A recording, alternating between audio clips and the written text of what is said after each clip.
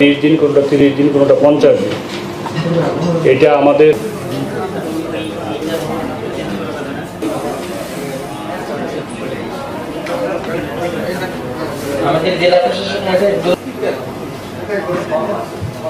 তবে স্থানীয় আম যেটা সেটার জন্য আম সংগ্রহ শুরুর তারিখ হলো 22শে মে, গোপাল ভোগ যেটা সেটি হচ্ছে 30শে মে, খিরসাপাত এবং হিমসাগর আম এটা হচ্ছে 2রা জুন, নাগফজলি আম যেটাকে আমরা জিআই পণ্য হিসেবে স্বীকৃতি পেয়েছি বলে গর্ব করার মতো আমাদের পরিস্থিতি তৈরি হয়েছে, সেটি 5ই জুন, ল্যাংড়া আম এবং হাড়িভাঙ্গা এই দুটাকে 10শে জুন আম সংগ্রহ শুরু তারিখ নির্ধারণ করা হয়েছে।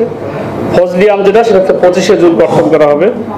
আম্রপালি আম যেটা হচ্ছে আবার নওগাঁর আমাদের সবচেয়ে বেশি প্রোডাকশন হয়, সেটি হচ্ছে 18 জুন। এছাড়া লেট ভ্যারাইটি যেগুলো আশিনা, বাড়ি, 4, গৌরমতি, কাটিমন এগুলো লেট ভ্যারাইটি আমরা জানি, কিছু কিছু আছে 12 মাসই পাওয়া যায়।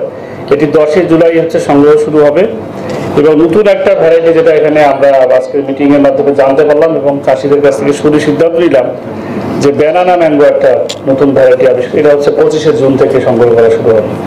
এছাড়া আর একটা কথা বলেছিলাম যেটা হচ্ছে যদি কোনো কারণে আবহাওয়া অথবা পরিবেশগত কারণে কোনো বাগানের মালিকদের এই নির্ধারিত তারিখের পূর্বেই আম কর্তন করার প্রয়োজন পড়ে, তখন তারা উপজেলা নির্বাহী অফিসার এবং উপজেলা কৃষি অফিসারের সমন্বয়ে একটা যৌথ তদন্তের ভিত্তিতে এবং সরজীবনের পরিদর্শনের ভিত্তিতে তারা একটা প্রত্যয় দেবে, সেই প্রত্যয় নিয়ে সেই আম হারভেস্টিং করে বাজারজাত করা যাবে।